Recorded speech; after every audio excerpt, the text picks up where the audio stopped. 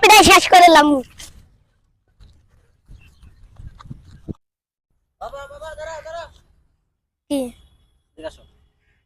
কই যাও বাবা? আমারে ওই পোলাটা মারছে, আমারে পিটাই শেষ করলাম আজকে।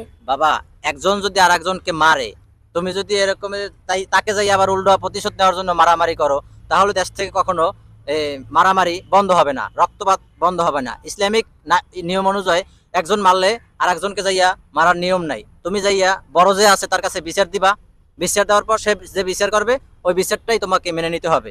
এটা হলো ইসলামিক বিধি নিষেধ এবং ইসলামিক শরীয়ত অনুযায়ী এ ধরনের আইন চলা উচিত। আমাদের বাংলাদেশে এখন যে অবস্থায় একজন আর একজনকে মারে, প্রতিশোধ নেওয়ার জন্য আর এক দল যায় আবার তাকে মারে, এরকমের যদি করতে থাকে তাহলে জীবনেও কখনো দেশ থেকে মারামারি কাটাকাটি খুনোখুনি বন্ধ হবে না। এটা যদি বন্ধ করতে হয় তাহলে তোমার যে একজনের উপরে অভিযোগ আছে, অভিযোগটা তুমি সরকারিভাবে যারা দেশের যারা পরিচালক আছে তাদের কাছে বিচার দিতে হবে, কোর্ট আছে, আইন আছে, তারা বিচার করবে। আইন নিজের হাতে তুলে নেওয়া যাবে না, বুঝতে পারছো বাবা?